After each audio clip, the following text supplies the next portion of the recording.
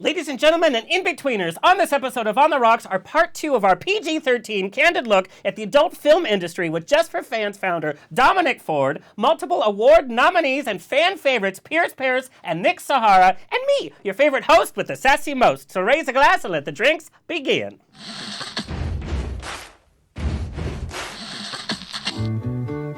Thank you for being Boulevard. Life is a banquet, and most poor suckers are starving to death. I'd like to propose a toast. This is On the Rocks with Alexander, where I drink with your favorite celebrities as we talk about fashion, entertainment, pop culture, reality TV, and, well, that's about it. So pop a cork, lean back, and raise a glass to On the Rocks. Fasten your seatbelts. It's going to be a bumpy night. Lord have mercy, buttons and bows and pantyhose, On the Rocks podcast where we're too glam to give a damn. We just finished, or we're in the throng of it, gay award season, and I've seen more sequins and skin than my quinceañera. Today's panel is no exception, by the way. It's getting hot in here, but you don't want me to take off all my clothes. Every Apple software update makes me so nervous. It's like a first date. I don't know what buttons to push. And I push a lot of buttons. Did you guys all have that software update last night, or was I the only one? No, I've been the only one. Yeah, I have not. No. Okay. Well, they want you to create like an emojicon now, and you have to pick your body face frame. I'm like, my Facetune one or my real one? I don't even know what to do. Today's show is brought to you by our new partnership with the multiple adult industry-winning site JustForFans, where fans can connect with their favorite entertainers in a multitude of ways, setting the new gold standard for adult blogging. JustForFans is empowering models and creating community through constant innovation. It's also the #1 site devoted to anti-piracy, scooping awards, nominations, and wins from its 2018 inception. Visit JustFor.Fans to register for free as a user or as a model. Hello to our engineer, Kurt. Hello, Kurt. How are you today, sir? Good. How you doing? Good. Do you have a pun for us today? I always have a pun for you. I'm so sorry, guys. You have to witness this tragedy. Go ahead, Kurt. Shopping for feather pillows really brings me down. Oh, he gets the laughter, and I do. Thanks, Kurt. You're welcome. Live studio. Yeah. Bringing you top-level entertainment. Thank you, Kurt. The audience loves it, though. They're like, Kurt was missing. Where's his pun? But thank you to our sober listeners for tuning in. We love you. Thank you for holding our hair back and driving us home. But if you are drinking, the official vodka of On the Rocks is Equality Vodka. 20% from every bottle sold helps fund nonprofits that work to secure equality for everyone. Visit them at equalityvodka.com and social media. The show is, of course, brought to you by Straw Hut Media and Here TV. You can watch and listen to every one of our close to 200 episodes at ontherocksradioshow.com for free. New episodes every week. Hello to our listeners around the nation on iHeartRadio, Stitcher, TuneIn, Apple Podcasts, Google Play, Spotify, Roku, Pandora's new podcast section. Watch us on YouTube and Here TV. I'm happy to say this episode will also be on Gay Binge TV. It's a brand new streaming site. We're on the Facebook pages of Trending Now, GED Magazine, I Love Gay LGBT, and of course, On the Rocks Radio Show Facebook. Add and subscribe to us on your favorite podcast player. I know you're out there. I know you're listening, so engage with us on social media, Twitter and Instagram at On The Rocks On Air. Send me an email. Book me for a wedding, funeral, quinceañera, bris. I don't care. I will show up. Info at ontherocksradioshow.com. Let me formally introduce our panel today. Dominic Ford has been a pioneer in the adult industry for 12 years. His production studio, DominicFord.com, filmed entirely in 3D. Get out the long lens. The site was the first to stream on Apple devices and the first to allow HD and later 4K downloads. He started the anti-piracy company Porn Guardian. I'm Jewish, I was Porn Guardian. PornGuardian.com 10 years ago. They have removed over 6 million illegal files on the internet on behalf of hundreds of adult studios. And 2 years ago, he launched JustFor.Fans, which is changing the shape and economy of the adult film industry, making his On the Rocks debut. Please welcome Dominic Ford. Thank you for having me. It's a pleasure to be here. Oh, there's the applause. It's the applause. Also joining us, Nic Sahara, such a sweetheart, model and adult film performer. Nic has been seen modeling as an Andrew Christian trophy boy, adding his lean and steamy build to a number of your favorite underwear, and in his short time in the industry has worked with Falcon, Naked Sword, Hot House, Icon Mail, Noir Mail, Men.com, just to name a few, has become a fan favorite as well as an adult industry award nominee favorite. Hailing from a small town named Paradise, he is now in the City of Angels. He's keeping it all biblical, you see? Please welcome Nic Sahara. Thank you so much. It's a pleasure. Of course. I've been wanting you on the show for a long time. Also joining us, Pierce Paris. I call him a gentle giant. He's an adult film star from Montana, by the way. We got all you small city boys. He has done it all, from gay, fetish, bi, trans, and everything in between. He started performing in adult films in January 2017. Since then, he has represented himself as his own agent, booking and performing in more than 400 plus scenes, growing every single month. We've seen him growing. He has won a multitude of awards at the Grammys, Cybersocket, Gavian, and more recently, he's been reaching millions of people doing comedic, X-rated viral skits on Twitter at Pierce Paris XXX. Please welcome Pierce Paris. Yay, thanks for having me. Of course. All right, so we have so many questions here. I want to know about your childhood, like you growing up. I know you all come from small towns. I'm not, because your personal life is a little secret. P.S. He plays piano. Who knew that? Yeah. But your personal life is really kept kind of separate. Did you come from a small town, or? Yeah, I come from a small town in Massachusetts, and I remember growing up when we were feeling fancy, we would drive 45 minutes to go to Red Lobster. Oh my God, those biscuits, I drive an hour. Yeah, that's my memory of growing up in a small town in Massachusetts. And then I moved to Boston after that, and then New York City for 12 years, and now I split my time between Fort Lauderdale and Fire Island. So coming from a small town, obviously you're involved in an industry that you travel all over the place. Yeah. All eyes on you, on all aspects of you. People talk about coming from a small town as a negative, but I want to know how it impacted you as a positive. Coming from a small town, family town, how has it shaped who you are now? Because I have to say the three of you have a very different energy about you. I've gone to many of the adult film industry events. I've become friends with some. I've become ex-friends to some. But there's this frenetic energy, and it's like a party energy. You guys seem very down to earth, very business oriented, and I wonder, does that have anything to do with coming from a small town? I think it does. I feel like if you're from a small town, you have a certain work ethic about you, and you have a certain mindset because you want to succeed. You know, for me, coming from a small town, especially where I came from in Northern California, everybody was so like, hey, this is what I have, this is what you don't have. So you always want to strive to be better, and you always want to eventually get what they have. And if you don't have it, then, you know, what are you doing? What are you doing with your life? So I just think that's kind of like, for me, I grew up with those values, and my parents taught me the value of what hard work really is. So, I mean, to me, it's just like a no-brainer. I just have those small town values. It seems to me like it's an LA thing. It's like, I don't want to work hard, but I want to be really famous really fast, and I don't want to put in the hours. Well, that's why you move here, right? I mean, I feel like that's the point of people who move here, is like they want to get discovered, and that's a different sensibility than maybe like, I mean, I'm an East Coaster through and through. Yeah. I love California, but I definitely have an East Coast vibe about me. Yes, and yes, me too. And growing up, I went to college in a small town as well, and my friends who went to college in New York City, for example, I feel like they're jaded super, super early because they have everything around them by the time when they're 18, and everything is sort of taken for granted, and they're bored by things by the time they're 19. And not having that perspective is a good thing, I think. And I've had people come, like even friends, and like, I've tried for 6 months to be an actor. It's not happening. Like, really, girl? Like, it takes a long time. When we hear of these people, all of a sudden, like, we know who they know. Like Chelsea Handler was one, Amy Schumer was one, and it's like, oh, we think, they're kind of an overnight success, and we don't see the years and years and years of work. And I know, Nick, your hometown suffered from those horrible California fires. Yes. And so you actually went back to deal with everything because you guys lost everything. Yeah, I mean, my family lost everything. And I also think that it's kind of a generational thing as far as, like, having things handed to you. I think that today's generation, I think these younger kids, they've always had things handed to them by their parents, by, grandparents or what have you. So they don't really know what it's like to really have to work for everything. And as you said, I was involved in those fires. My hometown, we lost everything. So to lose everything that we worked so hard to obtain, I think that kind of hits home a little bit more for me than those that, oh, okay, well, this can be replaced. Well, it can be, and it should be, but you have those memories, and you have the hard work that you've put in there. Well, and then I'm sure you learn what the value of certain things, such as like family photos, have a higher value than like a $100,000 car. Right. Absolutely. And Pierce, you are always such a gentleman, very mannerful every single time that I see you. So does that come from your small town experience? Yeah, totally.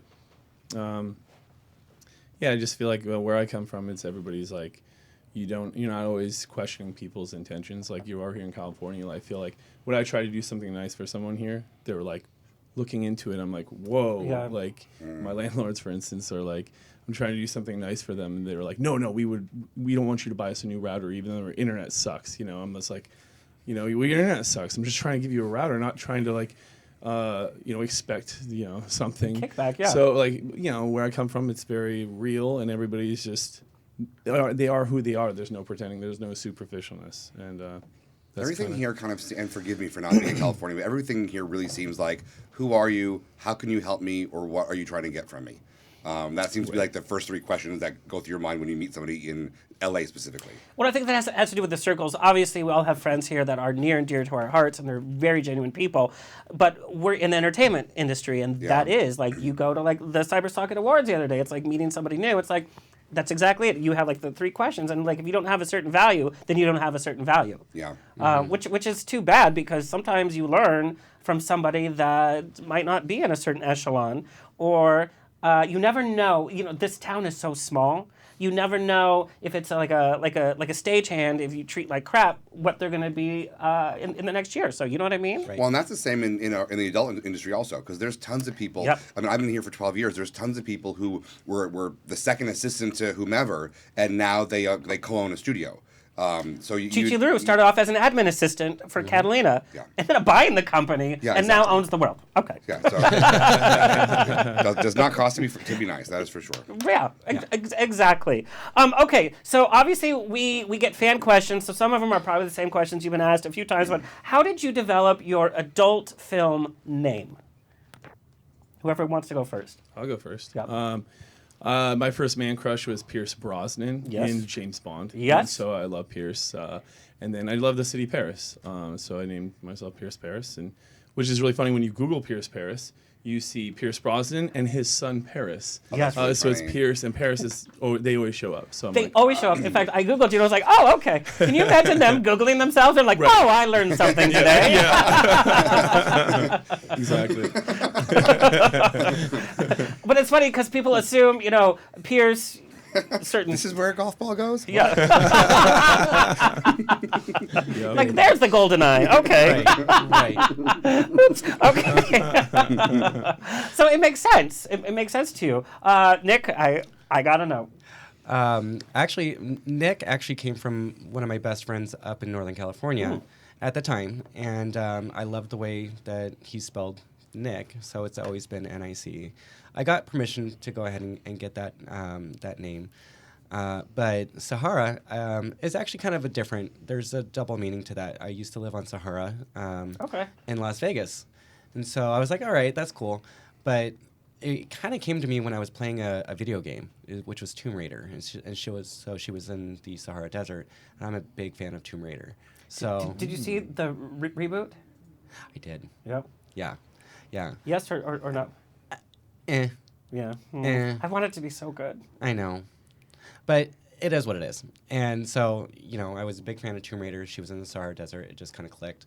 And then I ran it by Dominic Pacifico, which is actually my porn dad. And he's I didn't know that. Yeah. And I got to meet him this last week. Yeah.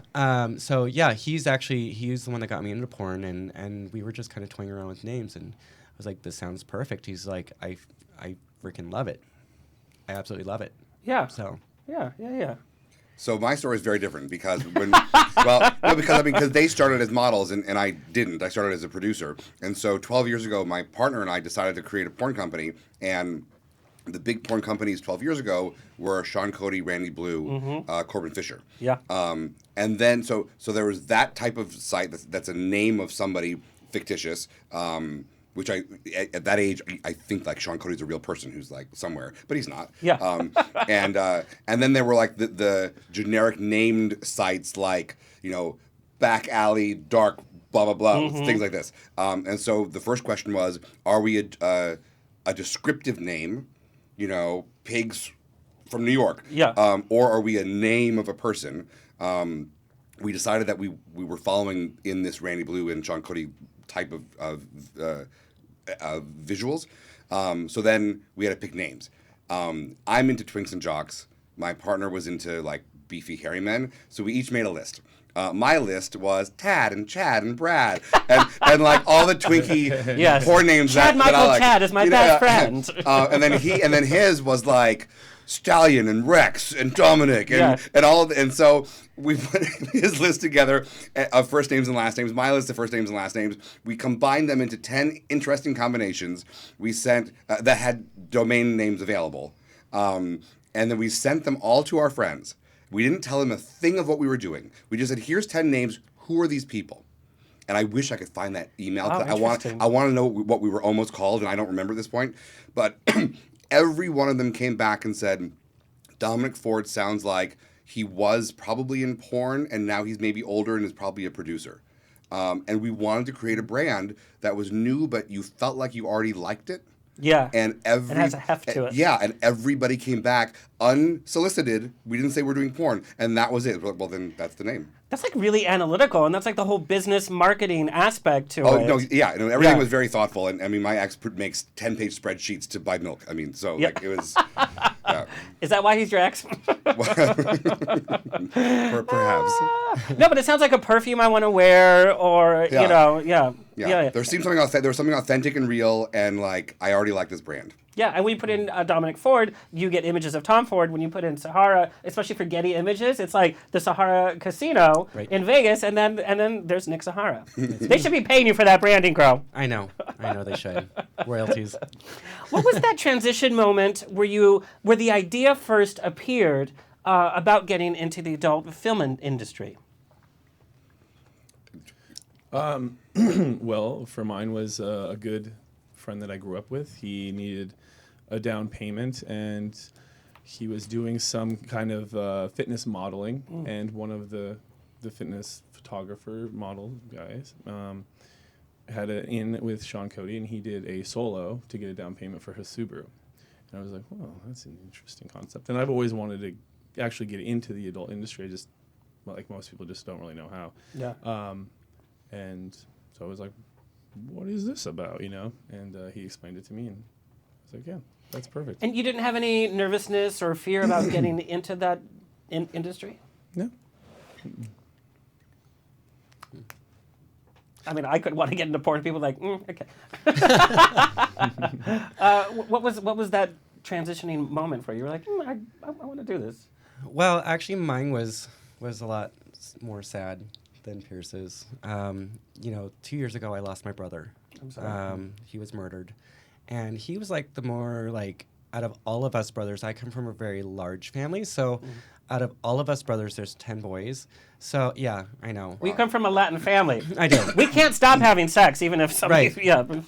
Even if we try to, Yeah, we no, just it can't. happens, It yeah. happens. But he passed away. Yeah. So he passed away. He was the more like lively kind of guy. And he just lived his life moment by moment. And when he passed away, I'd always wanted to like. I've always known porn stars, and I've always been envious of what they were able to do. I was just so self-conscious about it, for me, and trying to set a good example for everybody else in my family. So when he died, I was just like, fuck it, let's just go for it. Like, what else do I got to do? Like, I'm 34 years old. I've already lived that good lifestyle. Now it's time for me to live it for me. Oh, interesting. Yeah. And we talked about you coming from a Latin family. That's why you look so young as well. By the way, it's like, what is your key? You're like John Stamos. We're all going to be like 90 years old, and you're going to still be like, I'm still a twink. Right. I'm still in the pledge. Very that. Very that. But what I love is, there's assumptions about the adult film industry that we're forced into it. Well, I say we, like, God, I wish. But that it's something that's been forced upon us, or it's not something that's enjoyed to be doing. And I think that image is changing in mainstream and in the porn industry. It's a sense of empowerment. It's a chance to build your business and your brand and to be confident in body types. I mean, here in this room, we have so many different body types that are celebrated in the adult industry. Then you've had a few years in the industry, 12 plus years. Yeah. What was that kind of defining moment for you? So for me, I was running a consulting company in the .com era, doing digital marketing for very, very large multi-channel retail companies. So digital marketing, strategy, design, information architecture. Like this is like, and I'm a tech person, so I'm a programmer. Like all this kind of tech stuff is my bread and butter. My ex, with whom I started the site, is a graphic designer, very visually oriented, does amazing work, and we have a home office and we didn't have a great sex life. And so I would go into the office at night and he'd be in there watching porn and I would get upset.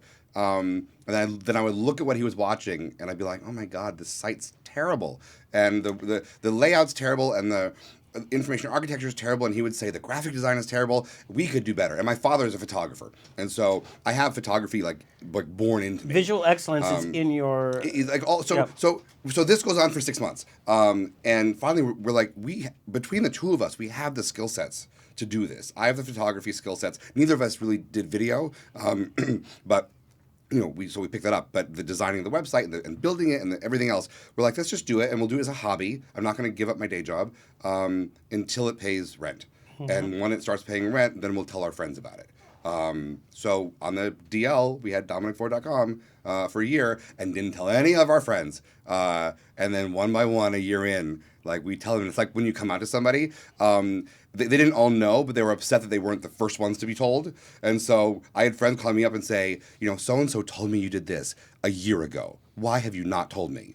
It's like, I'm coming out. And then, we're can I coming get a out. free subscription? Yeah, exactly. So, yeah.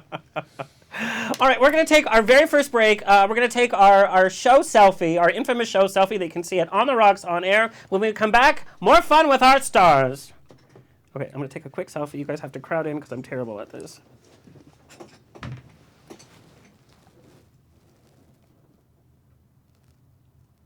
Perfect. Okay. And we're back. You see how fast that happens? Wow. that Equity 10 was really quick. Yes. Right. Oh, we got our rapid fire alarm. Okay, so this is rapid fire. It goes boom, boom, boom, boom, boom. Last TV show that you binge watched? Blacklist.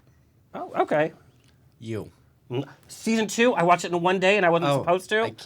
I can't deal with it. Oh my God. Yeah. Servant. Servant. Oh my God, on Apple TV. Are you guys watching Servant? It's by M. Night Shyamalan is one of the producers. Thank God he's not writing, but he's a producer. But it has Lauren Foster from 6 Feet Under, which was another show that I was obsessed with. It's so good and creepy. They're half-hour episodes.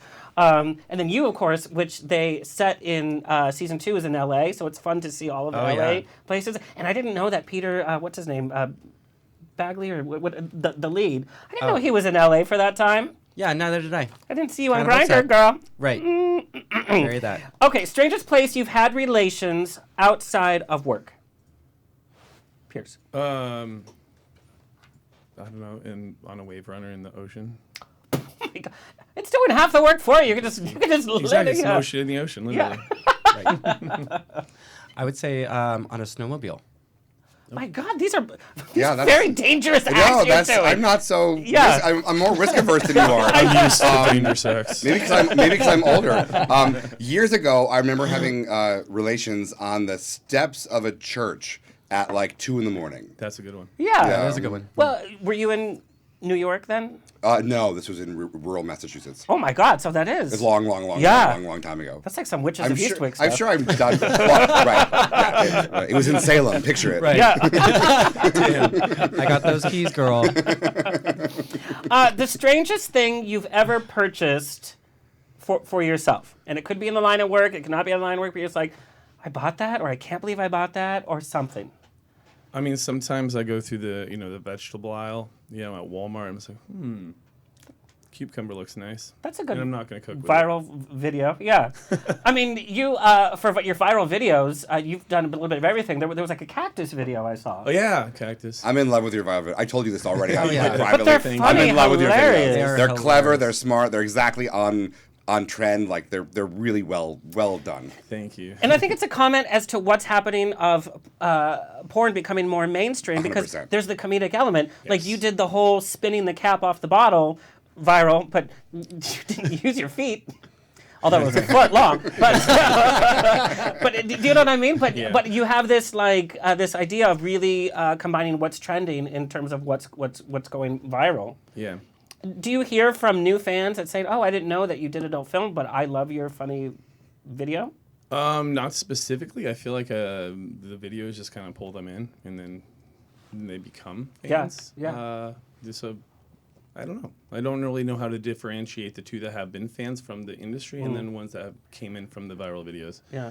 They just kind of blend together. And If you do one in Vegas, I'm holding the camera. I told you my bucket list is to help you with one of those Yes, videos. and we're I don't gonna want to do be that. like on it. I just want to like hold a camera and just be in the room while it happens because I think it's Spin that fantastic. roulette table. Right? Right. Yes. Yeah, that's a good concept, though. Actually, Yeah. That's a very good concept. Yeah. So strangest thing that you bought. Oh gosh, the strangest thing I've ever bought, I think it was a cactus. It was like a mail like ordered cactus. Oh, are you bad at keeping plants up, or Yeah, and the sad part is I killed it. you killed a cactus? It's hard to kill a cactus. know. I Do you just- overwater it? Like it's No, very hard to kill a I cactus. I think what it was is I was gone for a month from Yeah. my house, and nobody decided that they were just gonna water it, and it was just shriveled. I mean, the cactus that I did a video with, I think it's going to die. But yeah. Wait, Oh. it's self-inflicted. It's going to die. Yeah. Right. It's like I saw too much. I like removed all the thorns and like it's not happy right now. I'm so thorny. You could sell them on eBay, I bet. You totally could. Yep. Okay, I can't cook. I'm the worst ever in a Same. kitchen. And twice last summer on Fire Island, I tried to make hard-boiled eggs to eat every morning. But pretty hard to mess no, okay, well, okay, it's a long story. I'm trying to make it short, but the oven doesn't have a lot of gas, so it takes forever. And both times I fell asleep and didn't realize that the eggs were on, and woke up to like bursting eggs in the kitchen. And then the ones that survived, I couldn't peel. So I bought one of these. It's like a cylinder. You put water in it and an egg, and you shake it, and it's supposed to unpeel the egg for you. So I bought that There's some lazy stuff because I'm happening like, right I'm there. now a master chef because I can almost make hard-boiled Yeah. eggs. And then I do that, but then you do it too hard and the whole egg breaks apart. So I failed miserably. But I now own an egg-shaking desheller. The idea is almost there. Yes, it's almost there. Good It intention. just requires a modicum of talent that I don't have. I just imagine you having a cocktail party with your friends. It's like, we're serving hard-boiled eggs. Yeah. Never put me I'll in a kitchen. politely pass. But I love hard-boiled eggs. here. But what would the name of your biography be? Dominic Ford, A Life in Decline. Oh, okay. That's positive. I would have to say it's going to be me, the past, and the future. Oh, I like that. Okay, yeah. Taking chances. Yes. Yeah. Yeah. You know, and like I'm going back to assumptions from the adult industry. It takes a lot of confidence and, pardon the pun, a lot of balls to be in the adult industry because you're putting every. Thanks, Kurt. Wow. Yeah. But you're putting yourself out there in so many ways. Number one, you're taking a risk of saying goodbye to a certain private part of your life. Mm-hmm. In today's technology, this part of your life stays with you forever. Mm-hmm. But it is having that confidence. It's also dealing with social media haters, which we know come out of the woodwork. No matter if you have the perfect body, no matter if you have the perfect endowments, somebody will always be on the other side of the fence. And having to deal with that, it takes a lot of courage and a lot of energy on a daily basis to be involved. Where do you guys develop that courage and that confidence from? Is it from being spiritual? Is it... Well, to be honest, I actually got my first hate message just recently, and it was after something I did with kink.com, and this guy was just so disappointed that I didn't get tickled. Right. Like, that's his beef? That was his beef, and he says, I paid X amount of money, and I will never pay for that again. I said, okay, well, unfortunately, that's what you got to do. But I feel like, being in this industry, for me, it seems like everybody's doing it these days. it's becoming a lot more mainstream. So getting the strength and the courage I get from my fans and the people that follow me back. Like, one of my first people that I ever followed was Pierce. Oh, And really? yeah, I didn't know that. yeah, That's awesome. he was one of my thank you. first followers, and when I looked at him and I looked at his comments, I'm like, wow, he takes a lot of crap. Yeah. And he's great. He's a great performer. He was actually at the awards, one of my very first award shows too that I was ever attending. So there's a long history between me and Pierce being, following each other and stuff like that, and wanting to collaborate and everything. For me, I feel like it's so mainstream these days. Like, I don't care what somebody else thinks, because I have somebody that's going to be 10 times better giving me a better compliment than it is going to be giving me, like, some hate mail. And focusing on the positive. On the positive, yeah. Yeah. Just focus on the positive. Well, a lot of the confidence came from experience in the industry itself. But I would say prior to that is the fear of other people being unaccepting of seeing what they see on the internet that's associated with me. Came from basically entrepreneurship, running multiple businesses, and knowing that I'm not going to be an employee for someone else the rest of my life. I'm going to run my own show and make it for myself the rest of my life. I don't plan on working for anybody else. So, yeah. Well, and that confidence, I wonder, like, we know that you work out many hours a day, but you're also very out, like, you don't do steroids, you keep a really healthy life, like, you're regimented. Yeah. Yeah, I'm balanced, and that came from a lot of, like, militaristic experiences. So. So I want to talk about, not shy to out-of-the-box performances, as you are. You performed a scene with Kenneth Conan, who's a quadriplegic, opening up a conversation about sex and disability. In Kenneth's own words, there is such a stigma around sex and disability that has been prevalent for decades. I found it very empowering to be seen as just a sexual being and not confined to somebody else's thought of my sex life. I hope that it brings other people an open mind that just because someone isn't just like you, that they most likely desire similar things. I have to tell you, I didn't know how to react to that scene until I read this quote and changed my whole idea. I know there's parts of the industry, and you're very familiar with the competition out there as well, that capitalize on certain niche markets, whether it be racial, trans, disformities, disabilities. But hearing it from this other point of view was so interesting, because it was an empowering moment for this gentleman who had a fantasy that you helped fulfill. Yeah. And then I saw his Instagram post about it, and it was so filled with mixed responses. There was a lot of hate coming after it, and it's like, we all have sex, we all enjoy sex, whether or not you admit it. We have watched porn at once in our life, if not regularly. There's like a hypocrisy in the public life. This seemed to me that he celebrated it. What made you do this scene? Well, excuse me. Yeah. My one of my big prides in the porn industry is being able to make a connection or attempt to make a sexual connection with anybody, regardless of their gender or who they identify as. And I just want everybody to know that I see them. You know what I mean? And being able to do what I did with him was a life-changing experience for myself. I didn't really know. I approached it with an open mind because that's who I am.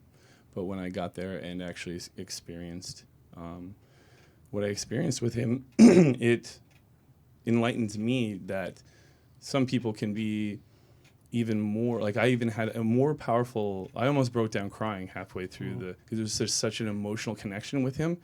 And it was just so beautiful and powerful. Like, what I was just feeling from him was nothing I've ever felt before. And they lifted me up. So it was a life experience, and I can't explain it. Yeah. And that must have been a different connection, because I've been able to interview a lot of adult film, and they said, people don't realize that we're separating sex from our personal life, so I can't have a relationship out of here and not. But that seems like it was a real connection. This is one of the things with JustForFans as a platform.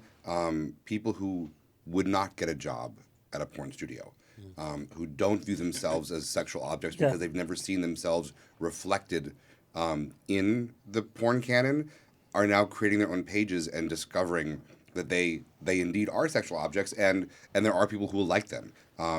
Look. I mean, I will always be the oldest guy in the room with anybody that I film with because I like younger guys, and so I'm used to being called tons of horrible names. But there's people on the platform who are 30 years older than I am and 300 pounds heavier than I am, and whatever is not considered mainstream, and they will all tell you the sense of confidence and just liberation they feel that they can do this and they're making money from it, and none of them in a million years they would peg themselves as being in the sex industry.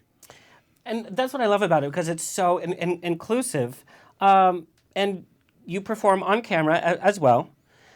Yeah, here. When I have time, I rarely have time to, but. And so most I people say yes to people. and this is actually a question that we got, is most people say that a performer in the industry has a window of time before they have to stop, and you kind of smash through that window behind the scenes and in front of the scenes. So what do you say about ageism in the industry? There's so many older porn stars who aged out of the studio system who are now having a second life on JustForFans. Interesting. People whose name you just have not heard of in 15 years. Yeah. And all of a sudden they join. I'm like, wait, I think I remember that name. Why do I know that name? Or that like, have been oh in my God. mainstream media, like on Bravo TV, and now they have, yes. Yeah, well, and so they aged out of the system, but they didn't age out of life. And they're discovering that now, so it's amazing. I mean, there are guys who are in their 50s, 60s, who are all reemerging and making great money. Well, can I say something on that? I feel like that window is just smashed in even in the studio industry, because when I started at 34. And most people would be like, "Oh no, you're too old. You're too old for all that." But to be fair, you do have a very you young don't look no, like you're. I know that. So that was kind of like one of my things about the porn industry is like when I started, I didn't want to start young. I wanted to start older so I can have that maturity about me, right? If I were to have started when I was like in my 20s, I would have had that big head just like every other twink out there. And I would have grown up thinking that people owed me stuff because that was my generation. Yeah. And so, when I decided that I was going to get into it at 34 years old, I had a whole mentality about it. Do I know that this is not a forever thing? Yeah, of course. Do I need to have a recourse kind of an action kind of thing? Yes, of course. But at the same time, like, I'm riding this wave as long as I can. And I'm going to make the best of it. This is something I wanted to do. This is something that I felt like I needed to do for me, not for anybody else. And it's a great thing that people are getting what they're getting out of this, and I'm helping people. But at the end of the day, I have to live with myself about this. And, if that means that I'm the oldest guy on set, then absolutely, I'll be proud of that. But I think there was I think it was the pledge that you filmed, and it was all college guys, and I think most of the guys were. I was the oldest one. Yeah. The next oldest one was 6 years younger than me. Wow. Yeah. But also, like Queer Me Now, the blog, they ran an article on one of these retired porn stars who's come back on JustForFans. I don't recall who it was. It was just up this week, and I went to look at it. And they put a picture of when he was in his studio heyday to now, and he was like this ripped young, jock, and now he's middle aged. And I was dreading reading the comments because I'm like, they're gonna tear this poor man apart, and no one did. Everyone's like, he was hot then, and he's a hot dad bod now. He's aged gracefully, and I was shocked because 10 years ago, I feel like that wouldn't have happened. But now all of a sudden, being of a certain age and being a little thicker is okay. So I think we've evolved a bit. Well, that's happened in mainstream. Like Ricky Martin looks as hot today as he did before. John Stamos. There's stars that were celebrating. James Bond, Sean Connery. Until he was filming. I want to talk about some of your private life earlier. I know that you served in the military. Mm-hmm. And then you had some military experience as I was as a well. wildland firefighter, and I just worked with a lot of militaristic type. I worked in the oil fields for 4 years in firefighting. So. Nick, I have to know, being involved in the military, dealing with your sexuality, you were quite young. In fact, we have one of your... Oh my God. Look at that. I was so young. Wow. Yeah. How old are you in that picture? That was like last week. Yeah. Right. It's just eye cream. It's just eye cream. Yeah. Right. No, I was actually 17 in that picture. Wow. I was so 17 cute. years old when I enlisted. Wow. That must have been a scary thing, coming from a small town, heading into the military, which is a huge organization, telling you, act this way, do this thing. Were you out at that point? I was out to my family Okay. and to my friends at home, but I wasn't out to the military. Back then, it was the don't ask, don't tell policy, and you Yeah. just absolutely could not be out in the military at all. If they caught you, they would just send you home, which is what happened. Wow. I was kicked out because I was gay. Oh shit. Yeah. And how was your experience? Well, I was also married into the military. I was married to an officer, a lieutenant in the Navy, and she outranked like 80% of the Navy. So she was like, I was going to these officer gatherings that I felt like I was going to meet Donald Trump or something. And yeah, military wasn't the best experience. Like, I wasn't in it, but I worked with a lot of guys that were in it. It was a really good structure. It built my character a lot as far as work and work ethic and expectations, and also just day-to-day personal structure. And so it was a great experience overall. How do you think you personally have changed the most since you've entered into the industry? I became a little bit more confident with myself, a little bit more sure of myself, socially, sexually, definitely. I wouldn't say cocky, but I would just say a little bit more confident. And I have to say, one of the comments that we have, and it's my own comment too. You're always very quiet, and a little bit more reserved, extremely goal oriented. And how does this mix with some of the bigger personalities in the industry? Not very well. I am very quiet. I'm very, reserved, but that's because I'm watching everything that everybody does. And I'm observing how they act. And if it's something that I'm for, then absolutely I'll adapt it to my life. And if it's something I'm against, like, say, somebody's not working with somebody else because of race or because of being transgender or even being bi, like those are just not my beliefs, and I just kind of keep them at bay. How do you think that you have changed the most? I don't know. I don't really feel like I have changed that much. I don't know. And you also are just very... I have a very private life. Like, I keep my life very separate from the industry. It's like the porn industry can be like a very lifestyle type of thing. And that's just, I approached when I got into the industry, I said, that's never going to be me. I'm not going to make it a lifestyle at all. So for me, it's work, it's business, and I have a normal life outside of it, and I don't mix the two.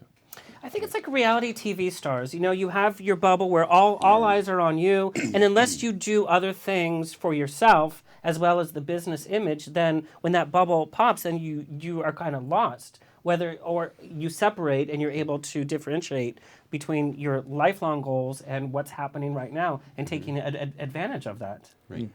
Yeah, I would just say that I'm a lot more confident being in this industry.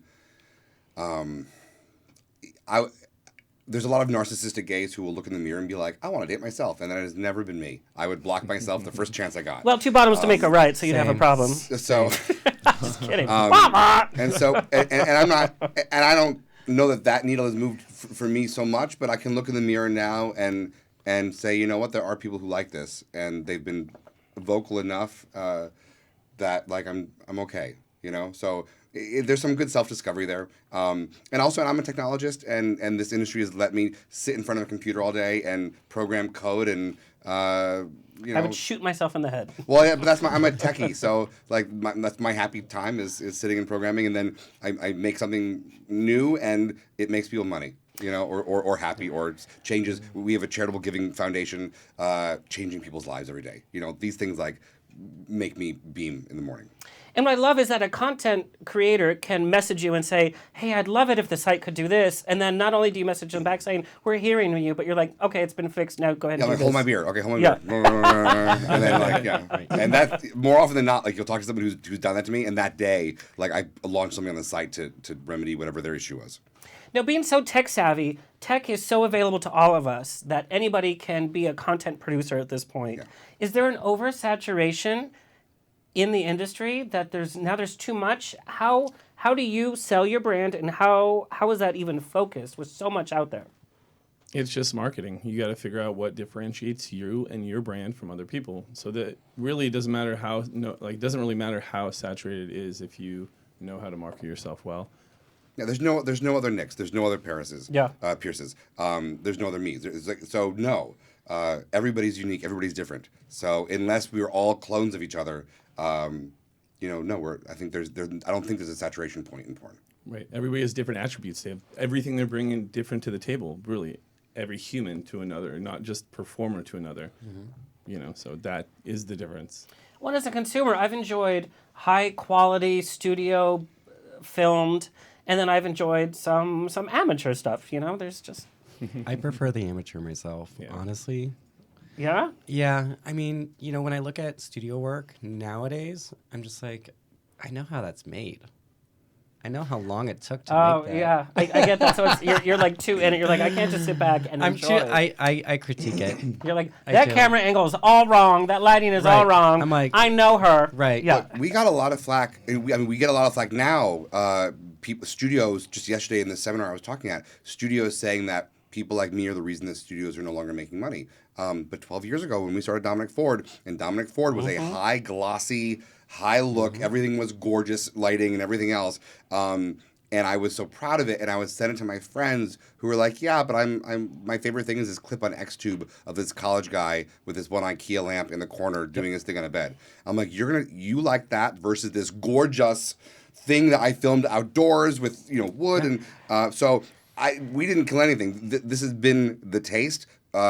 It's just now accessible and financially viable for models. But consumerism, I think, has not actually changed. Okay. All right. And on that note, we're going to take our second break. And we're back. I love how this happens. Equity 10s are getting shorter and shorter.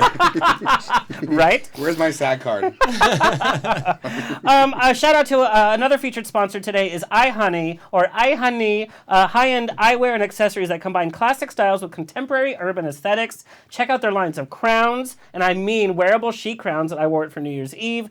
For the club or to brunch, go to iHoney.com. Totally gender fluid fashion line, which is so great. And it's EYEHUNEE.com. We love them so much. Okay. More questions. Do you guys watch your own movies? No. You don't? I don't. I barely watch the previews, actually. Really? Yeah. So, fun story. I have a friend in Phoenix, and he ended up, he was hooking up with a guy, and they put on some porn. Ironically, it was a porn that I was in, and he told me at one point, he told my roommate, because we're all friends. We've been friends for like 10 years. So he tells my roommate, he goes, I can't even look at him right now because of his cum face. And I was like, is it really that bad? So then I actually had to look at it. I would want to know what I look like when things happen. Well, I looked at it one time, and I was like, okay, well, I don't have a problem with it, but if he can't look at me because of it, like, I don't want to see what he's seeing, obviously. So I just try to avoid it as much as possible. Well, I'm sure there's like trying days on set where you're not getting along with everybody, or it's a really long day and you're interested in seeing what the final product is. No, I get along with everybody. I mean, I'm pretty sure I do. As far as the final product, yeah, I'll watch it to critique it, but yeah. Yeah. I could see you taking notes on yourself. You're like, you didn't land on the dismount. Okay. It's kind of like that. I'm a little OCD, but as far as the cum face, like that's one thing that I really cannot act. Right. That shit's gonna be real, Yeah. Right. I mean, it's hard to act like a cum face. Like it really is, because it's just natural. Like you just make a face. You start convulsing. Right. Right. Very that. And I'm just like, well, why are you critiquing me on my cum face when like you don't even have your cum face online anyway? Right. So I watched some of mine, like, as I'm trying to transform my body and lose weight and become like these guys. Like I look Thank at, you. You're so sweet. I watch the videos just to see like how my body in motion is looking. But I sort of stopped when because I'm mainly a top, and so in my head I'm very butch with a very low voice and very masculine while I'm doing it, and then when I listen to it, it's totally not. And so I was like, You're like, hey girl, do you mind if I get all up in that? It's like Mike Tyson. Yeah. I'm practically clacking a fan while having sex. Right. So Just for fans, clack. right. so I sort of advertisement. stopped. I sort of have stopped. It's great advertisement. I love it. Oh, I think it's funny because whenever I listen to my own show, I'm like, God damn, Ross Matthews has a low voice. Pierce, when you look at your scope of work, there are literally hundreds and hundreds of scenes in all different genres, and you probably have the title holder of being with every single person that you can imagine. This is a question: has this work desensitized you to sex in your personal life? Is it all, about work now? And what kind of sex do you enjoy in your personal life? No, because I can differentiate emotional sex from physical sex, and the sex that I'm doing on set is very physical and not very emotional. So my personal life, I save the emotional side. As long I throw some physical stuff in there too. I can, do a pile drive or something, whatever, when I need to. But Yeah. Who can't? Just a simple pile driver. yeah, It's Tuesday. every Tuesday is pile driver day. Oh, there we go. We have more rapid fire. Oh boy. What mainstream film would you have cast yourself in this last year? This year? I actually have not seen anything this year, so I don't know that I can't You haven't answer. seen one movie in the last year? No, I'm on Fire Island. There's no movie theaters, and then I'm traveling all winter. So They have movie theaters. I would have said Frozen. Frozen? Frozen. As Elsa? Absolutely. Yeah. Okay.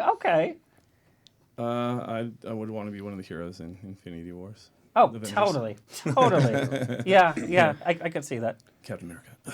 Yeah. The ass of America. Or I would have said Aquaman as well. I'll be Coco. Yes, Coco. Girl, you'd be like Zoolander underwater with that Aquafina, like. Yes. Absolutely. They'd be like, girl, you have a line. And he'd be like, do I? Yeah. Coco, okay. Absolutely. No, but I love I never love get good to see. Coco. I never have time to see films, but the last one I saw in a theater was probably Coco. I would cast you in The Irishman.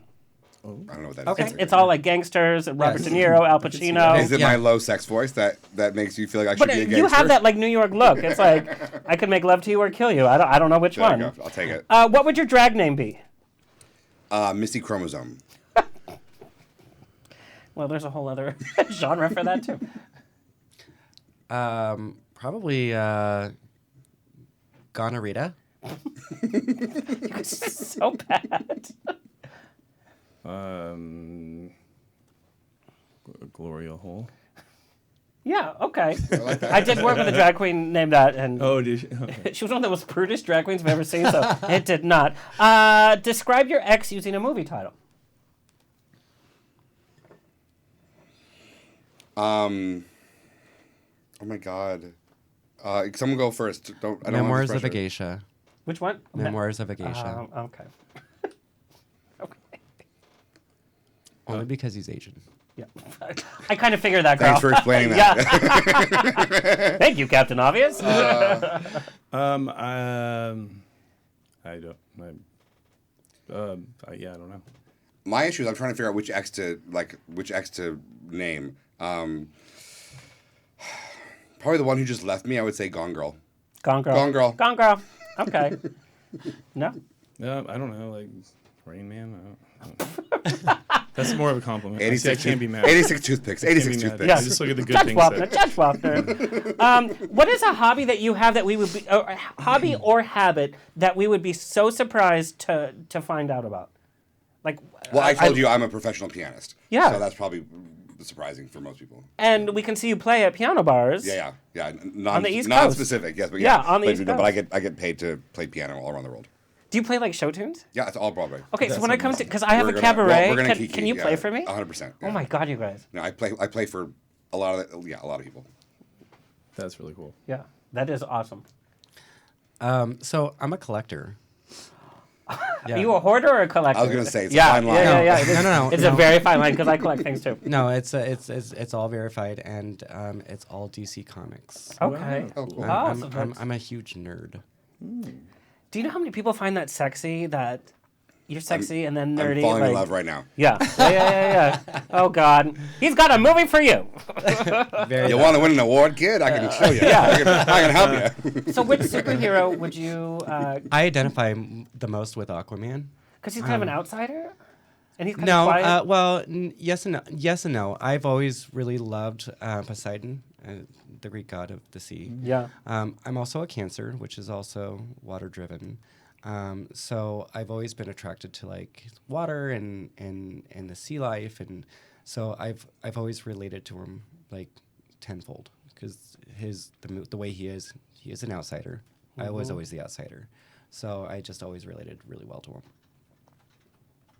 Well, I have an engineering based experiences in the past, so I like building things and fixing things and figuring out how things tick.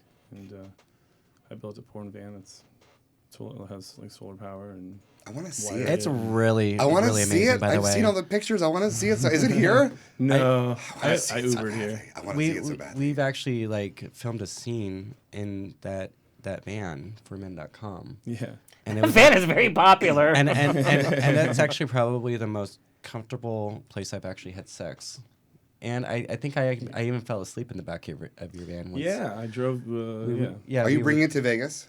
Yes. Can I see it? I don't want you Yeah. to do anything with it. I just want to Yeah. see it. I want to see it. Yeah. I'm I'll gonna take a bring it to tour. Vegas. I want to take a For tour. sure. We should do an On the Rocks interview Oh my from God. inside the van. You totally We should. And just have like people come in like should. every You could 5 power minutes. all the equipment God. from the solar energy. I have home surveillance, all the 4K cameras on the outside, all angles. Yeah. Let's All Yeah, powered you by have to solar do that. energy. You need to do that. We'll do a let's follow chat. up. Yeah.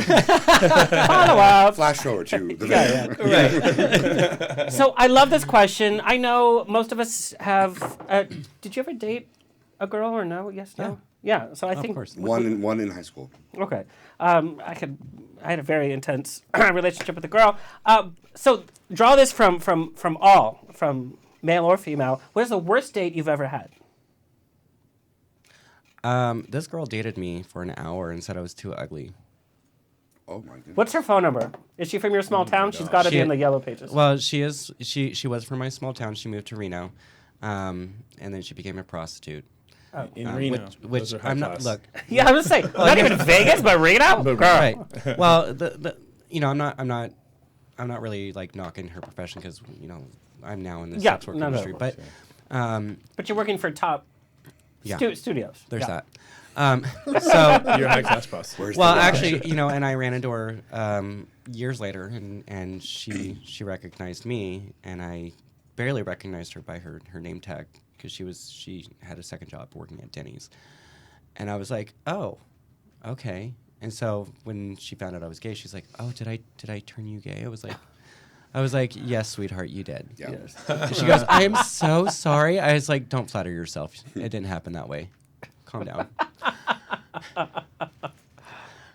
That's all. Like when somebody says it to your face. Number one, like Yeah, it's just. Yeah, it was just bad. It was all the way bad, just rude. all around bad, the worst. I really can't. I can't think of any. No bad dates. Everybody just falls in love with you. everybody has a bad date. Oh, I just can't really think. Mine wasn't almost bad. It wasn't really a date. I was in college and I was out and gay, head of the gay group. But I went with a friend and their female friend to a concert, and the female friend, even though we talked about the fact that I was gay, still somehow thought it was a date, and it wasn't. And I remember that we went to this concert, and she had to go out and get something somewhere, and then she came back and got in the car behind me instead of my car, and so I'm like, this date's not going. This is really horrible. And then she like got into my car because she realized she wasn't the wrong car. And then we went to the concert. And then she had to go to the bathroom and left the concert. And so I sat alone for 2 hours because she was too afraid to come back and sit near me. And then we went out to dinner and we had mussels. And she didn't know which part of the mussel you ate. Was it the shell or the part inside? Oh, God. I'm like, how A, this was never a date. And B, what a horrible date this would have been. Like if it had actually been a date. So That is pretty bad. yeah, that's the worst almost No, date I ever had. Mussels is a weird food, though, for a date. Yeah, I have to be honest. But are you unclear what part of a mussel you eat? It's like, No. it's castanets or food? I don't know. Dominic, you are devoted to anti-piracy. I am. Literally being a leader in combating piracy. Yeah. The joke on the streets is, who pays for porn anymore? It's free if you want it, is what people say on the streets. From a studio head's point of view, how damaging is piracy? And what is your take on like Pornhub or Xtube or other sharing platforms? Boy, I'm going to try to be succinct, but it's going to be hard. So 10 years ago, I started an anti-piracy company because Dominic Ford was getting pirated.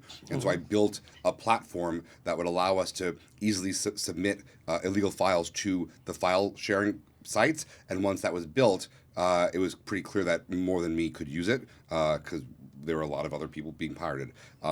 So piracy has decimated the industry. Sites like Pornhub are the reason. And I am beyond angry and emotional over ideas like the Pornhub Awards. And every gay boy now who thinks they can win a trinket will go to it, not realizing that the reason that their wages are so low in a studio is because of Pornhub.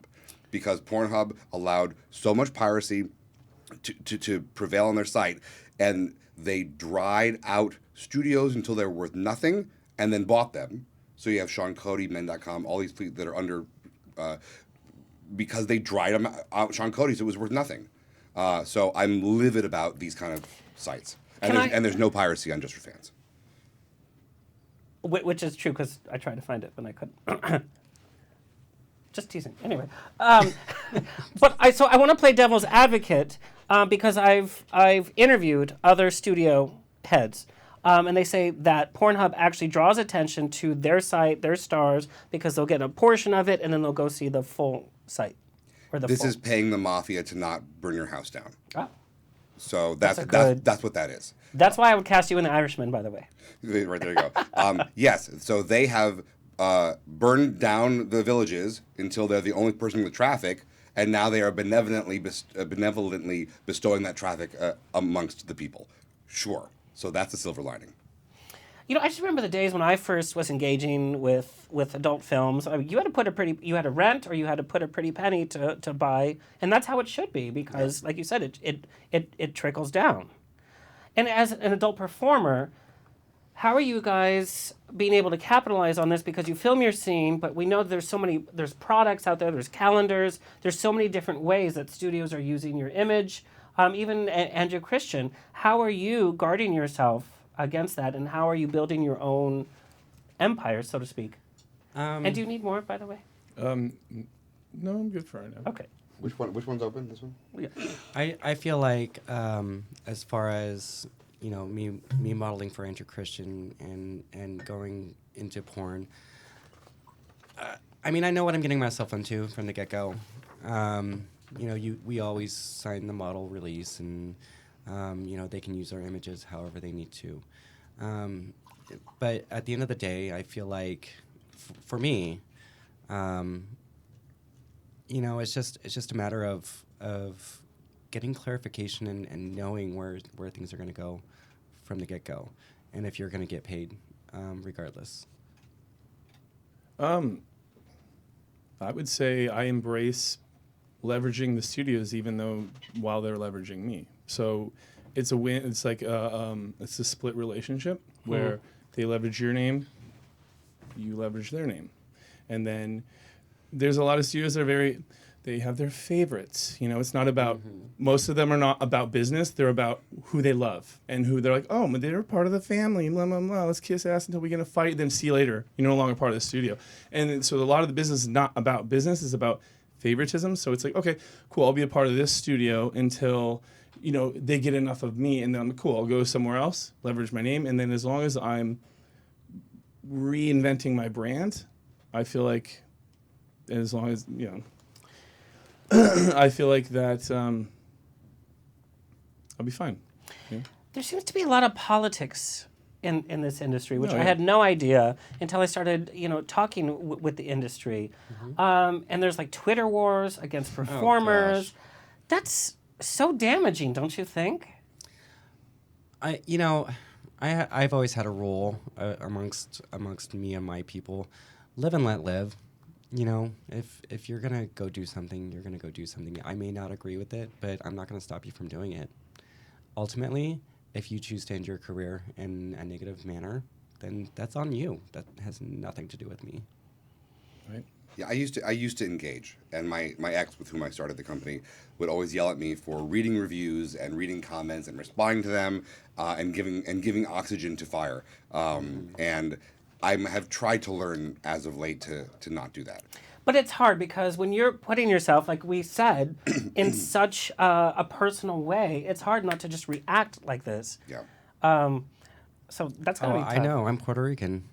We know. Oh, I didn't know you were that aspect of Latino, Yes. girl. Puerto Rican. You're and all Cuban. kinds of crazy. Puerto Rican and Cuban. We got a temper on us. Let me tell you. My ex was half Cuban. Mm-hmm. It's the bottom half. Thank God. The better half. So, Dominic, I want to talk about Just for Fans. It set history as being one of the only sites to actually boot a user off for negative and damaging things that they talked about: mental health, sobriety, as well as being a Trump supporter, which is political. But you guys kind of said, no, we don't want you on our network, which was a pretty big statement. Is that a form of censorship? I was wondering what the question was. Is that a form of censorship? Devil's advocate here. Well, first of all, let me make it clear that political leanings were not part of the equation. Okay. So yes, I at some point maybe they said something like, I don't even know the details on that, but that has nothing to do with why they were cut off. I would never censor that kind of issue.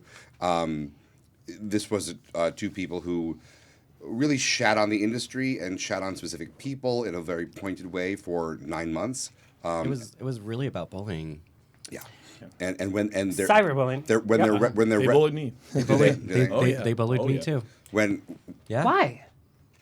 They find something that they. Well, you know, Yeah, the, they do. Is it competition? well, as the story went, I mean, I spoke up and I And please don't name them by name because we don't need Yeah. any site. No.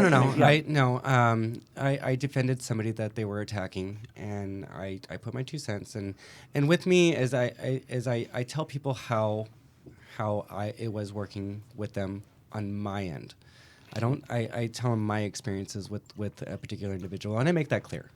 However, they didn't like what I had to say, and so they just started bullying me and calling me out for stuff that wasn't even true. So, and at that point, I was just like, you know what, I'm not gonna engage. I'm just not gonna engage, and so they can talk all they want, and they're just making themselves look stupid. I want to give a long answer to your question, but the short answer is censorship implies the removal of free speech. In a private industry, there is no free speech, and so there's no censorship. It's my rules, and you play by them or you don't.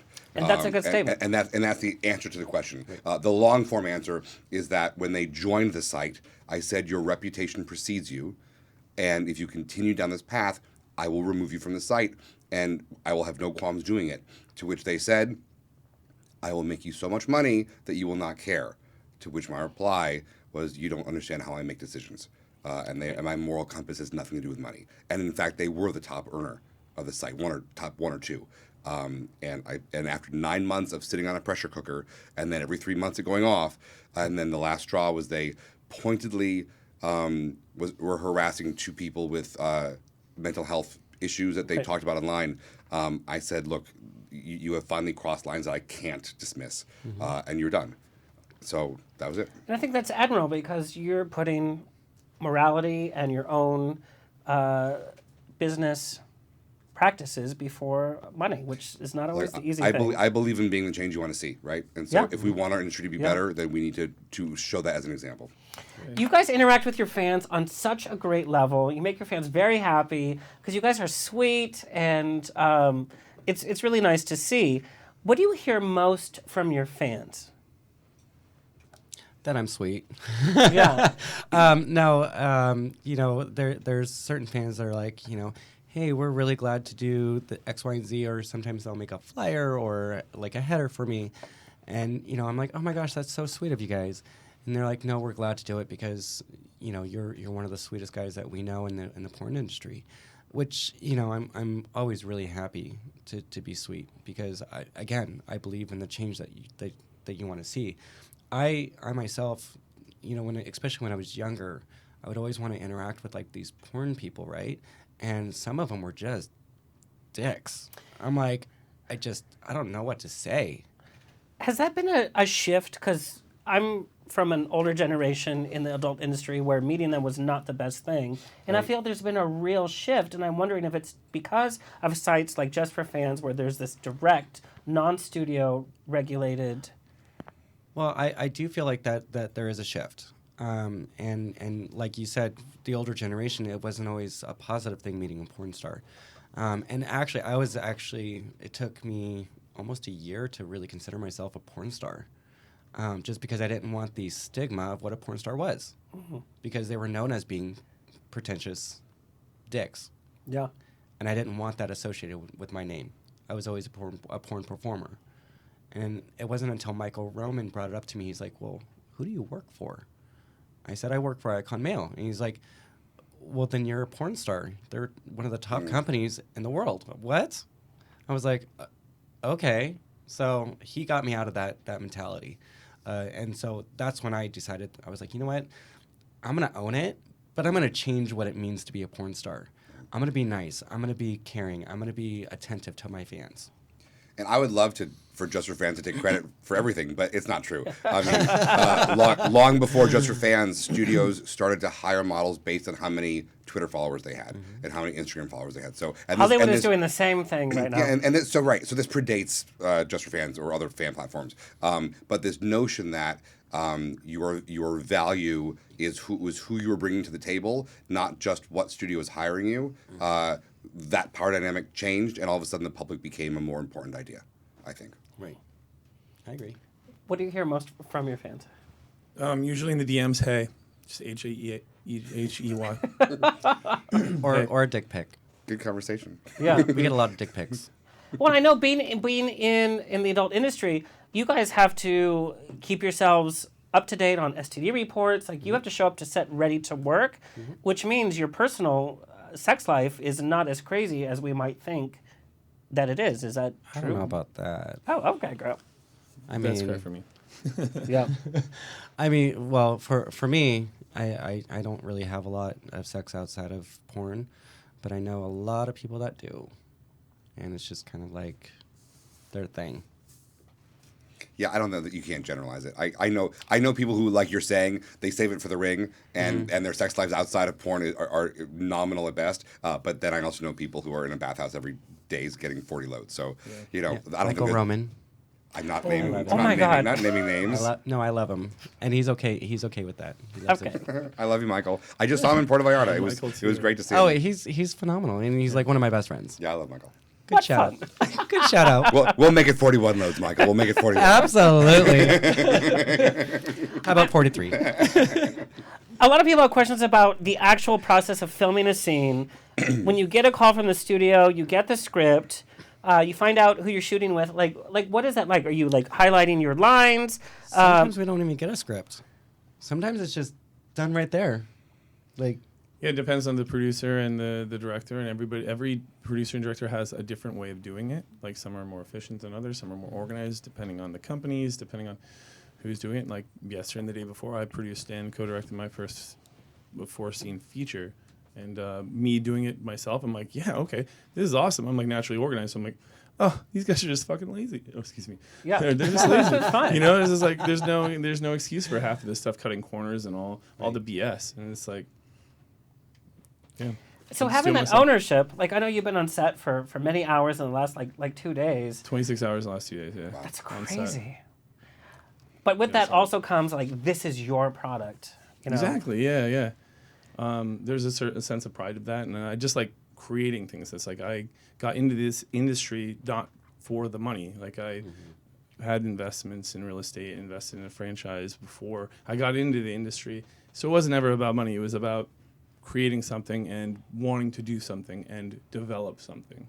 So, so being able to move forward and doing it in an organized fashion that can help better performers and better other studios and better business relationships with other companies, I think would be Well, and where I want to go. I was just on set with men.com, and I was shooting in Atlanta.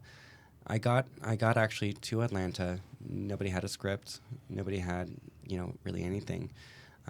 But it was probably one of the best scenes I've ever done for men.com. So sometimes the concept, it being that concept, could actually be some of the best work if it's unplanned and it's just natural. But it has to be organic, and you have to get along with your scene partner, which you might not always know how that's going to be. Right. We just know, like, at the end of the day, like, who we're going to be paired with. And the directors give you that empowerment to give you the opportunity to wing it yourself. They have that confidence in you as a performer to be like, okay, this is Nic Sahara. He can show up on set and he can make it happen. And it sounds like you did. Oh, absolutely. So. Well, and it could be like that hands off. Like you don't expect Meryl Streep to do months of rehearsal for a scene because she knows what she's doing. Right. Exactly. Yeah. I mean, it all comes with experience. I mean, when I first started out, they were sending me scripts and I had to memorize those lines just like everybody else. Now I walk on set and I'm like, okay, well, this didn't really work for me, or this is really confusing. Can I just kind of wing it myself? And they're like, oh yeah, just as long as you make it happen. I'm like, great, let's do it. I mean, so when I was in production, we had two different styles. We either had two guys on a couch and there's no dialogue at all, or we had very elaborate movies. So the very elaborate movies. You just set off one of the lights, by the way. That's my. That means you have really high energy, by the way. Well, We had there a you go. psychic in here, and the moment somebody gets really high energy, it shuts it off because we replace these bulbs every day. Is there anything about your future that you would like to know? Should I can tell No, you? I'm fine with not knowing. I think it's this shag carpet's creating a lot of static electricity. No, I'm sure. I mean, that could be it. Anyway. Kurt, this carpet's hideous. Can we get it changed? Sure. So we did 5 years of a reality show. It was called Can I say it on this?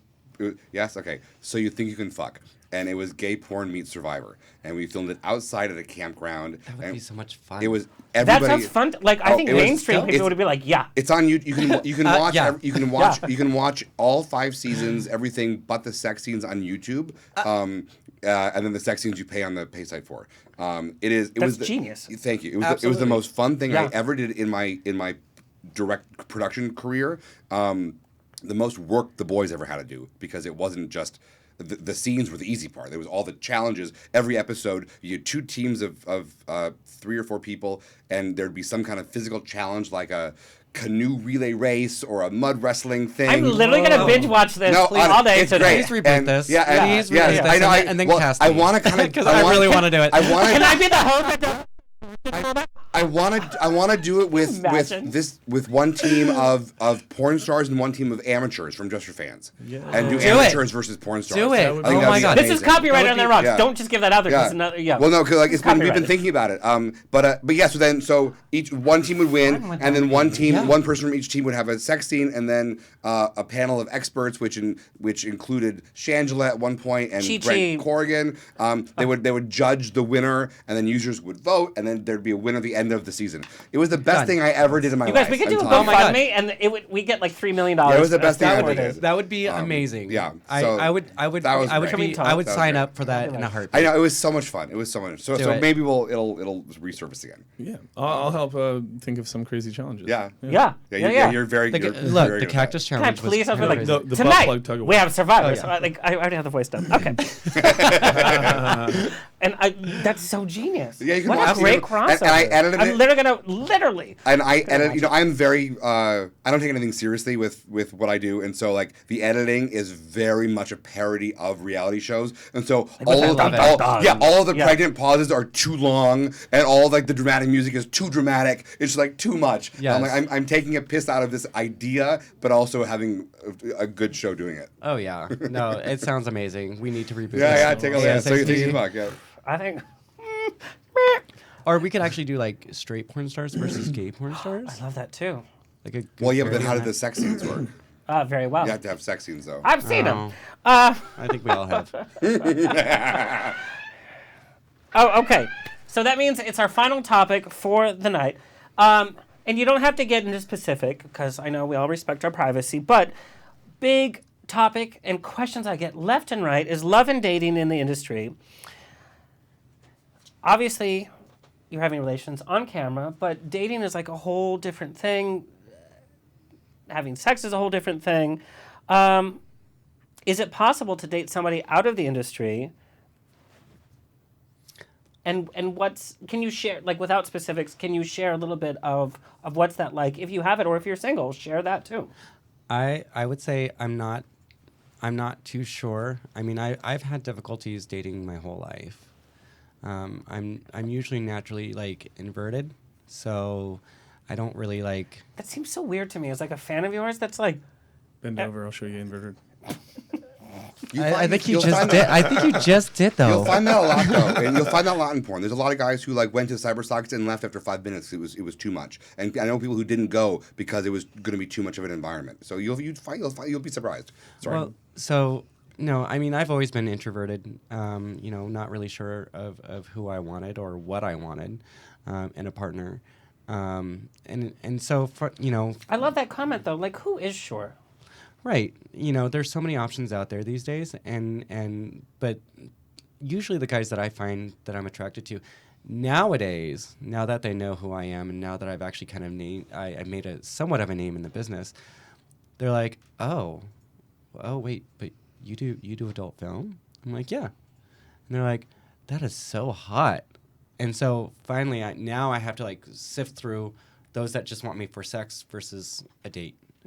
Or those that really want me to, like, you know, go on a date and then fuck them like a porn star, excuse my language, where that's more like work for me. And I'm like, I'm not here to work for you. Or if I film it, I'm going to be like, okay, well, this is going on my fan site, JustForFans. Sorry, Carl, you're not getting any royalties off of this. Come on now. You didn't even buy me dinner. Bye. So it has its challenges for sure.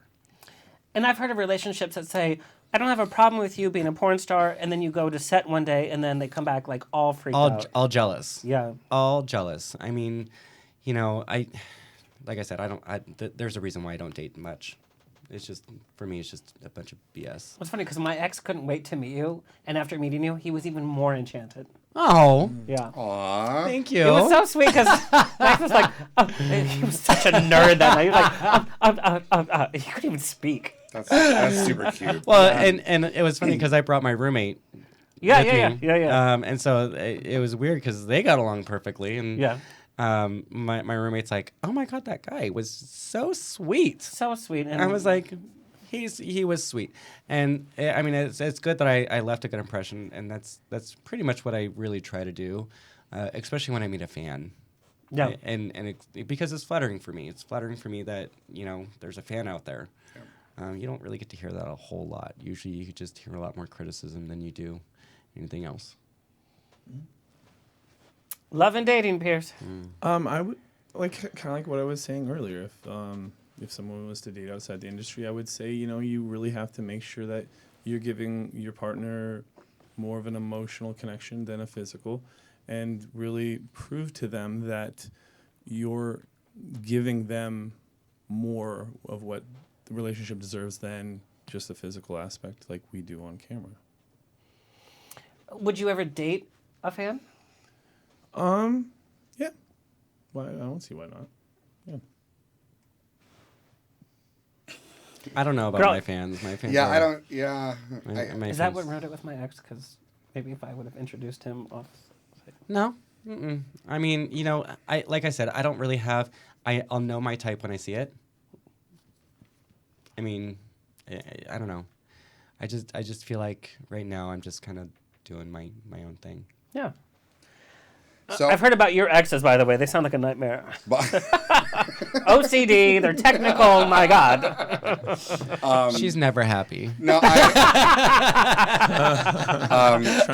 Trying to eat mussel shells and stuff. Right. Well, after- God, who does that? after my ex with whom I started, Dominic Ford and I broke up. I was single for about 5 years. In the last for 1 year, I've been boyfriends to an amazing man named Kareem in New York City, and so he is my boyfriend. He is the least jealous person in the world and knows what I do for a living, and he knows I have like my porn boyfriends when we do these kind of shows, and I have boys that I'm with, and he's oddly fine with it, and I don't understand, because if he did the same thing, I would be ruthlessly jealous. So he's a saint and a keeper. You know who that reminds me of? Sylvia. You guys, Sylvia Sage. So I produce her show, Sexy Funny Raw. She's become one of my best friends. She actually mentioned that on the last time I was on her show. She's like, she goes, if they're okay with me doing it, she goes, I would not be okay with them doing Yeah. it. She goes, I would be insanely jealous. And she's honest. She's honest, and I appreciate that honesty. And we live in different cities, and so this notion of like, when I don't see you, makes it easier. And I've never had an open relationship, and so to have one with somebody that I was living with or in the same city with, I don't know how that would work. Right. It works easily when I don't see somebody for 4 months. Right. Okay. All right, we are doing our final bout of rapid fire. Oh God. You can have sex with a celebrity who has passed, male or female. Who is it? A celebrity who's passed, River Phoenix. James Dean. And he would too. I don't know. Abraham Lincoln. Okay, that's interesting. So you have a type. We should do some historical porn.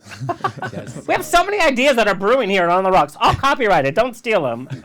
Sean Cody's gonna be doing Abraham Lincoln porn next week. Right. You have to audition for American Idol. What is your audition song? Gosh, I don't know. I don't know that I would have one. I would have to. You write sing in one. the shower. You sing in the car. I'm sure.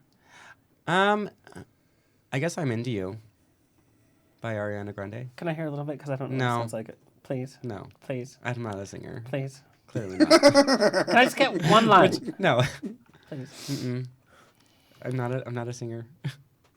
If you want your microphone to break, absolutely. My dogs howl when I sing. All three of them. I think it's cute when like people that think that they can't sing actually can sing. No, my dogs howl. Okay. Okay. Audition for American Idol. Fireworks, Katy Perry. Can I hear a little bit of it? I'm under pressure. I can't really remember the lyrics. Baby, you're a firework. Okay, he's doing it for me. Yes, There you thank go. Thank See, there Nick. you go. That was great. That was literally on tune and everything. See, Yeah. he can sing. Okay, so Baby Your Firework, I need to hear from Pierce Paris. What? He just did it for me. No, I need to hear you. I don't really want to. You guys are so shy. Right? I've never met such This- a I shy know, right? crowd, by the way. Because we're from small towns. Can I hear a little bit more of Yeah. Baby Your Firework? Come on, show me what you're worth. Come on, Let me Reverb. go. Whoa, where did that come from? I don't Right? know. Yeah, It's kinda- that was good. That was okay. a professional reverb. Yeah.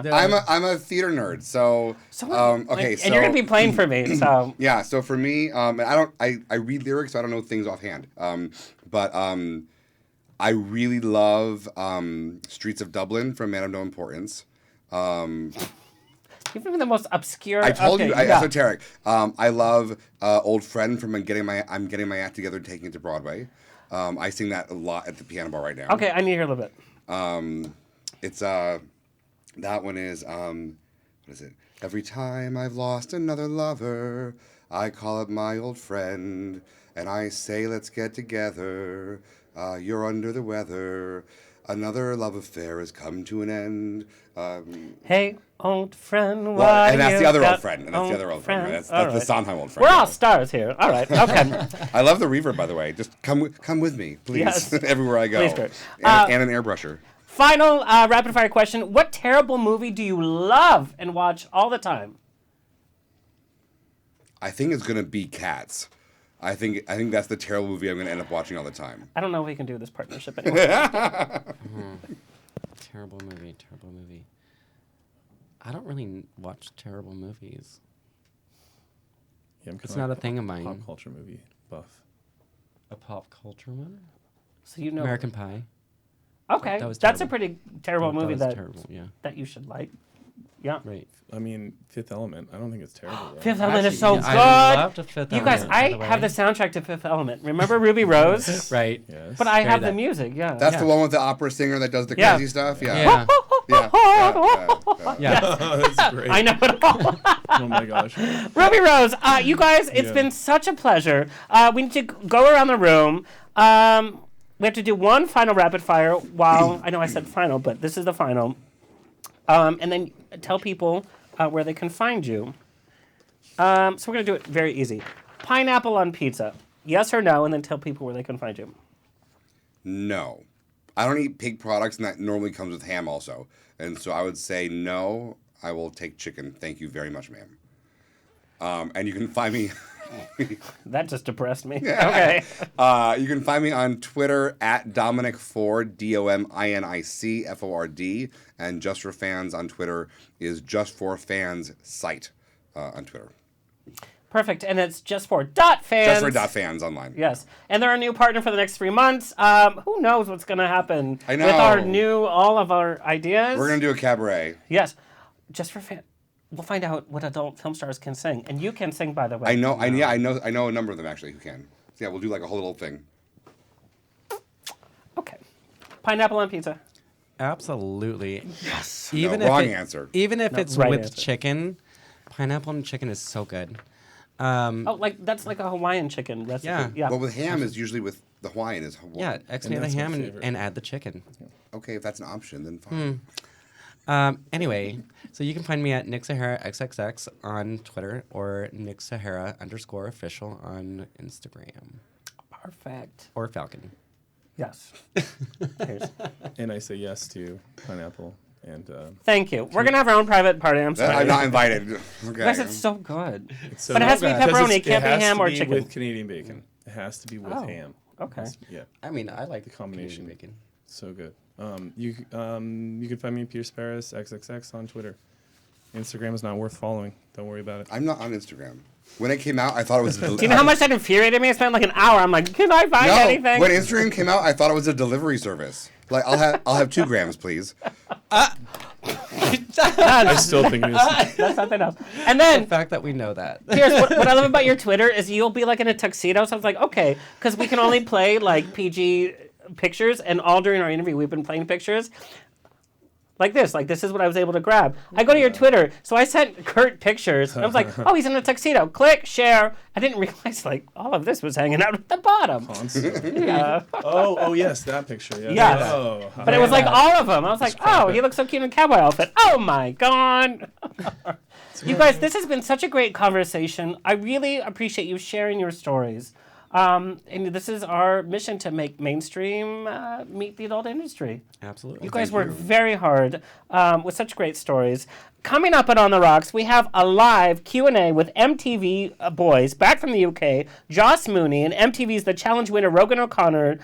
We also have 8-time Academy Award nominee and special makeup effects queen V. Neal. She did the makeup for Beetlejuice, Pirates of the Caribbean, Hunger Games. We also have soap opera hunk and Ford versus Ferrari actor Sean Kerrigan, Bravo TV and stage personality Emerson Collins. Also, we are doing an exclusive interview with Women Behind Bars cast John Waters divas, Mink Stoll, Tracy Lords. We also have adult film entertainer Wesley Woods, Eureka O'Hara, Chi-Chi DeVane, and Ginger Minge. On the Rocks is the place to be every week. We will see you next time. Sa-sa! This has been another episode of On the Rocks. Tweet me and slide into my DMs on Twitter and Instagram at On the Rocks On Air. Find everything On the Rocks for free at OnTheRocksRadioshow.com. Subscribe, like, review, and share. Until next week, stay fabulous.